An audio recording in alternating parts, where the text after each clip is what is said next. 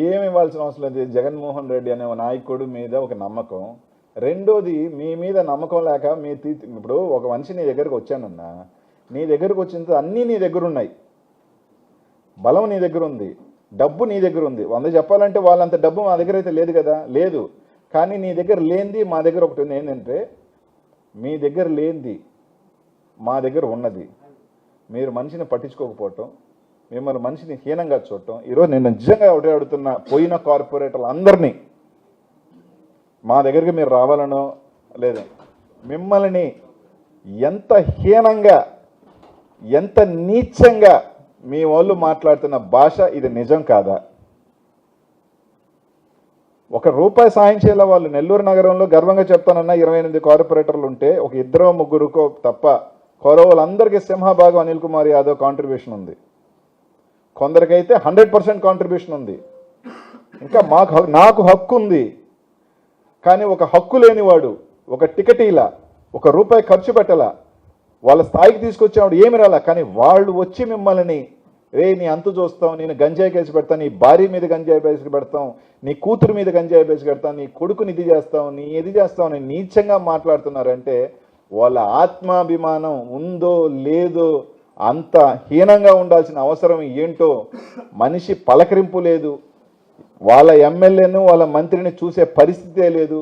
దగ్గరికి వెళ్తే నువ్వు ఎవరు అని చెప్పి ఫలానా అని చెప్పుకొని గుర్తించే పరిస్థితే లేకుండా ఆడ ఉన్నమాట వాళ్ళ అంతరాత్మకి వాళ్ళు చెప్పి లేదు లేదు మేము బాగా ఉన్నామని చెప్పొచ్చు ఈరోజు. కానీ వాళ్ళ అంతరాత్మకి మీరైనా పని పిడిస్తే అంత ఘోరంగా ఉంది. ఎందుకంటే దారి పోయి ఎదవలు కూడా, సైకిల్ దొంగలు కూడా కొంతమంది వాళ్ళని నీచంగా మాట్లాడే పరిస్థితి ఉంది. నీచంగా వాస్తవం ఇది. సో అంతే తప్ప ఇప్పుడు నేను ఒకటి చెప్తానన్నా, నేను నీకు 20 లక్షలు ఇస్తానంట, కానీ అతను 50 లక్షలు ఇస్తాడుగా, పవర్ ఉందిగా. నారాయణ వీపీఆర్కు ఉన్న డబ్బు ఈరోజు రాష్ట్రంలో అనిల్ కుమార్ యాదవ్ వాళ్ళు చెప్పొచ్చు, అయ్యి ఆడుంది, 1000 ఉందే 2000 అంటున్నారా, అంటున్నారు అనుకోండి. నాకు 1000 ఉంది, నేను 2000, నాడు 10,000 20,000 కదా స్వామి. ఆ తూకానికి మేము ఎవడూ తూకలేము కదా. అదే చెప్పా. సరే నిజమే, ఓకే. అనిల్ కుమార్ యాదవ్ బంగ్యాగ డబ్బులా? సరే అదే బంగ్యాగ డబ్బులా? ఇప్పుడు పట్టుకున్నవాడు ఎవడైనా అనిల్ కుమార్ యాదవ్తో ప్రయాణం చేస్తున్నాడు 15 సంవత్సరాలు? అనిల్ కుమార్ యాదవ్ గుండె మీద చేసుకొని చెప్పి మాట్లాడేవాడు, అన్నం తినేవాడు, కడుపు తినేవాడు, జైల్లోకి పోయిన 10 మంది పోయిన వాళ్ళు ఎవరితో సాహసం చేసినారయ్యా? 4 నెలల క్రితం నేను ఈ రోజు దాకా, ఎందుకంటే ఈ రోజు దాకా నేను నిన్న మాట్లాడినప్పుడు కూడా స్థాయి దిగిచి మాట్లాడలా. ఇదే ప్రెస్ మీట్ పెట్టా, అధికారం దమ్ముంది, సిబిఐ ఎంక్వైరీ చేసుకోండి, ఈడీ ఎంక్వైరీ చేసుకోమని చెప్పిన, నా ఆస్తుల మీద ఎంక్వైరీ చేసుకోమన్నా మీరు ధైర్యం ఉంటే అని చెప్పిన. ఇదే చంద్రబాబు నాయుడు గారు నా ఆస్తుల మీద ఎంక్వైరీ చేసుకోండి, నేను 2009లోకి ఈ రోజుకి నా ఆస్తుల మీద ఎంక్వైరీ చేసుకోండి, సిబిఐ ఎంక్వైరీ చేసుకోండి అని చెప్పిన, మీరు వేసుకున్న చేతకారు. గంజాయ 4 నెలల క్రితం 5 మందిని గంజాయి కేసులో పెట్టారు. ఆ 5 మంది ఏ ఆఫీస్లో ఉన్నవాళ్ళు, ఎక్కడున్న వాళ్ళు? మొన్న ఉన్న వాళ్ళు, ఒకవేళ ముందుగానే అనుకున్న వాళ్ళు నాతో ఉన్నారా? నాతో ప్రయాణం చేసినారా? ఎవడు పలానా వాళ్ళు ఇక్కడ తిరిగిన మేజర్ మీరు చెప్పుకున్న బాస్లో, డాన్లో, గీన్లో మీరు ఈ మధ్య సంవత్సరాలు అరెస్ట్ చేసిన వాళ్ళు ఎవరు అనిల్ కుమార్ యాదవ్తో సావాసం చేసినారు? అరే అన్నీ ఎందుకు, నెల్లూరు నగరంలో తీసుకుందాంపా.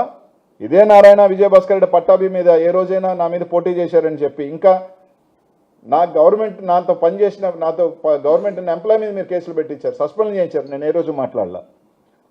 నాకున్న పిఎల్ మీద కేసులు పెట్టించారు, నేను ఏ రోజు మాట్లాడలే. ఎందుకంటే నా పెయిన్ నేనే తీసుకుంటాను, నా వాళ్ళని నేను కాపాడుకుంటాను. అంతేగాని బయటకు వచ్చి గింజుకొని అరవల. నా మీద ఎన్నో వార్తలు రాయించారు.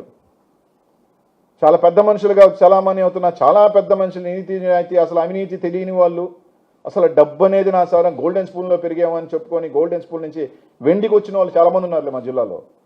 ఈరోజు గర్వంగా చెప్తానన్నా, I challenge, I retreat my words. మళ్ళీ చెప్తా ఉన్నా, వేసుకోండి ఎంక్వైరీ 2009కి ఈ రోజుకి. అలాగే జిల్లాలో అందరి ఆస్తుల మీద వేద్దామా? ధైర్యం ఉందా? అధికారం మీది, నాది కాదు. నా ఆస్తులు ఆడికి పోలేగా, నేను బయట దేశంలో పెట్టినా నేను ఎక్కడి నుంచో పంపించాలిగా. పెడతామా?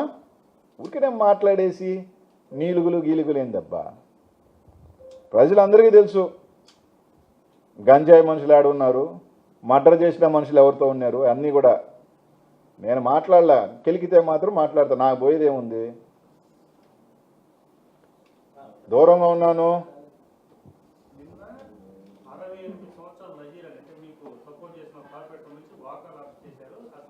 ఇప్పుడుదా తెలీదు అసలు ఎక్కడ మామకి ఏం సంబంధమయ్యా, వాళ్ళ మామని కోటని తీసుకొచ్చి ఎక్కడ ఏమయ్యా అంత నికృష్టంగా గెలవాలా మీరు? చిచ్చి. మళ్ళీ నెల్లూరుకి ఏమైందని మాట్లాడతారు చంద్రబాబు నాయుడు గారు. నెల్లూరుకి ఇదే స్వామి అయింది, మీ దరిద్రం పట్టుంది, మీ దరిద్రం పట్టుంది సార్, ఇంకేమీ లేదు.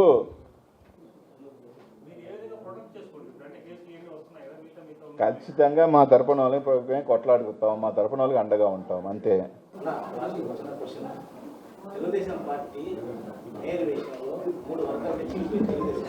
అవన్నీ చిల్లునే మనకెందుకు, వాళ్ళ గొడవలు మాకెందుక, వాళ్ళ గొడవలు మాకెందుకు స్వామి, వాళ్ళు కొట్టుకుంటారు ముద్దాడుకుంటారు మాకెందుకు.